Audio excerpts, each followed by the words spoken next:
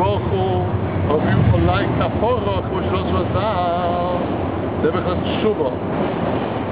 Rosh Chodesh it is said that God wanted, as it were, to atone for what he did in diminishing the moon and causing evil to come into the world, and God therefore commanded that we bring for him a sin atonement, the goat of the sin offering on Rosh Chodesh.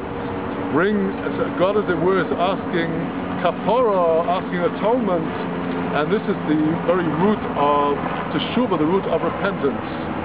והתשובה הזאת נשתלשלה בכל הנברואים בראש חודש, ובשביל זה גם כוח ועדוסו מוכרחים להיזכרות בראש חודש. Teshuvah, the spirit of return and repentance, comes down and spreads among all of the creatures on Rosh Chodesh. And for this reason, even Korach and his assembly are forced to have some regret on Rosh Chodesh. אבל התשובה אינה מועילה להם, כי עיקר התשובה היא רק בעולם הזה, כי מי שתוך בערב שבס, כלו, נמצא בבעלי לא נפטרים בזה העידו שאין משחות מתם גהנם. But the teshuvah doesn't help them, because teshuvah is only helpful in this world, because only he who has made efforts on the eve of Shabbos is able to eat on Shabbos. Only one who works in this world will eat the Shabbos delights of the world to come. And this is proof that certainly they have not fulfilled their obligation merely through their acknowledgement of the truth of Moses and their regret that they have their suffering from the judgment of hell. That's why Gehenna brings them round and round to this point each time. It doesn't let them off the hook. Nevertheless, Gehenna is not intense on Rosh Chodesh the way it is on other days. The Gehenna of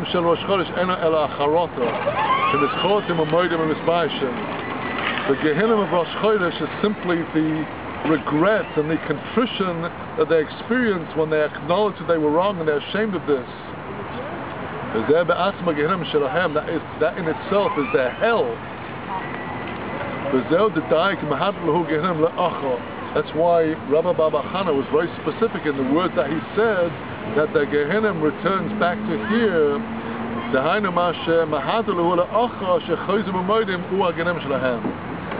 They're coming around and around back to this point and keeping on acknowledging and regretting that itself is their Gehenna. Just a few more minutes. Let's just enter the very closing section of this Maimah, where Reb Nachman darshans the pasuk in Exodus, which is the title of the whole Maimah. We see that Reb Nachman shows us how his teaching is contained both in the Agada of Rabbi Baba Chana, which is Torah Sheba'al Peh, the oral Torah, and also in the words of the biblical verse, these are the laws that you shall place before them.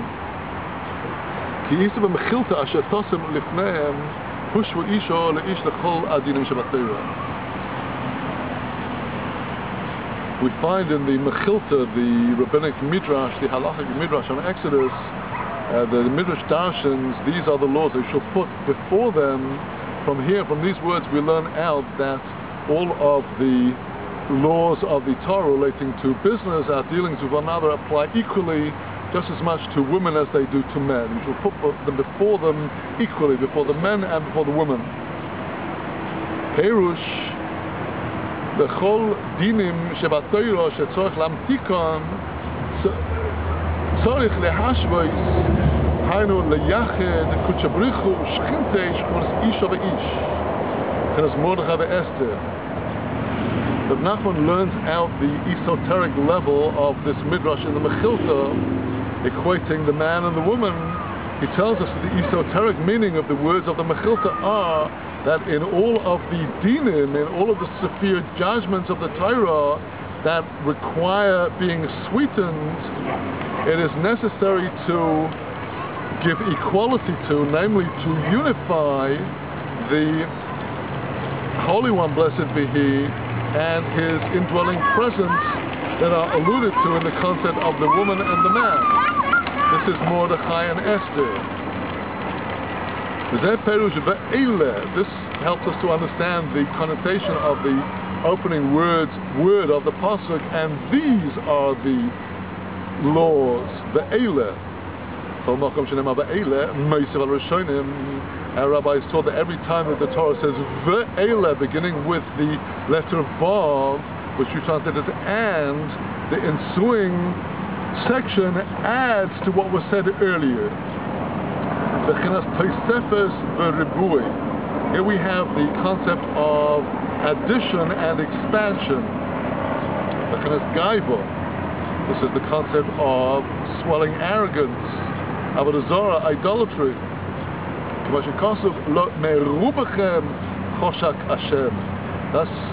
Moses said to Israel, it was not because of your multitude, because of your great numbers, because of your arrogance that God took favor in you.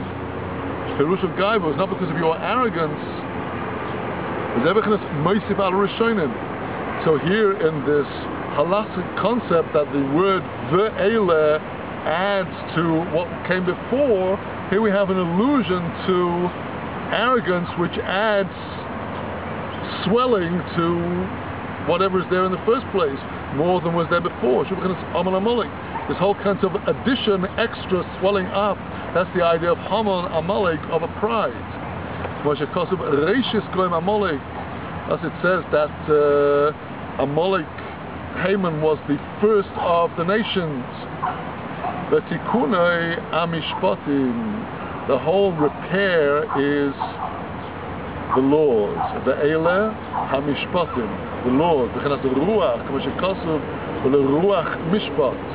The concept of the laws alludes to the ruach of the Torah, and thus we have a verse in Isaiah which speaks about the ruach of mishpat, the ruach, the spirit of the law, the shive milchama, who fight back the war. Because it is through the ruach, the spirit of the tzaddik, that the gaiva, the pride, the arrogance, the idolatry is rectified. And through all of these repairs that are alluded to in these words in the verse in Exodus, Asher Tosim Lifneihem, that you shall put before them.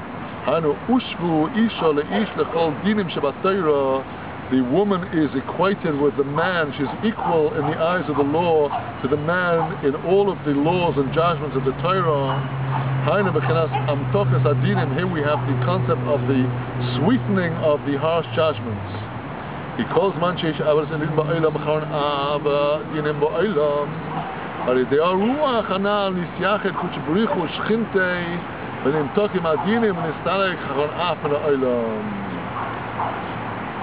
as long as there is idolatry in the world, there is anger and severe judgments in the world, but through the ruach, through the spirit, the Holy One, blessed be He, is united with His indwelling presence, and the harsh judgments are sweetened, and the anger is removed from the world.